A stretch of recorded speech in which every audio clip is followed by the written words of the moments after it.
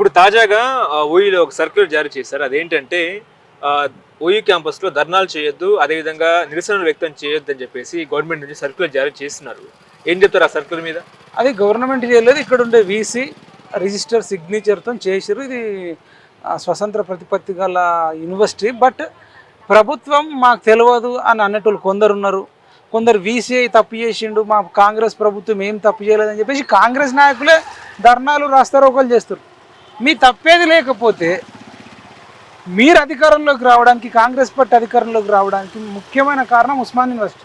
ఈ ఉస్మాన్ యూనివర్సిటీలో చదివిన విద్యార్థులు, బోర్డర్లు కావచ్చు, నాన్ బోర్డర్లు కావచ్చు, పోటీ పరీక్ష ప్రిపరేటర్లు కానీ, జాబులు వచ్చిన వాళ్ళు కానీ, బయట ఉండేటోళ్ళు, ఇక్కడికి వచ్చిన మీడియా అంతా చేసింది. ఇక్కడనే రేవంత్ రెడ్డి ఇదే దేని మీద ఇట్లా పెట్టేసుకొని నేను ప్రశ్నించే గొంతుకను ఖబర్దార్ కేసీఆర్ కుటుంబాన్ని మొత్తం ఓడగొట్టేదాకా నేను నిద్రపోనని ఇదే స్టేజ్ చేసి ఇక్కడ డైలాగులు కొట్టినావు. మరి నువ్వున్నప్పుడేమో సభలు పెట్టుకోవచ్చు, సమావేశాలు పెట్టుకోవచ్చు. సీతకు వచ్చింది, మధుయష్కి వచ్చిండు, బట్టి విక్రమార్కు వచ్చింది, బల్మూరు వెంకట వచ్చిండు. మీరు ఉన్నప్పుడు ధర్నాలు జరిగినాయి, రాస్తారోకలు జరిగినాయి. అంటే ఇప్పుడు మీరు అసలు ఇదే కేసీఆర్ చేసిన మిస్టేక్ ఇదే.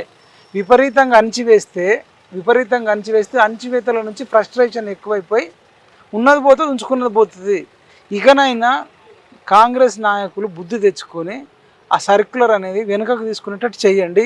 ఎవరన్నా నిజంగానే తప్పు చేస్తే, ఏదైనా రూల్స్కి అగైనిస్ట్గా పోతే చట్టపరమైన చర్యలు తీసుకోండి, కానీ ఆ సర్క్యులర్లు మాత్రం జారీ చేయకూడదని కోరుకుంటున్నాను. ఓకే.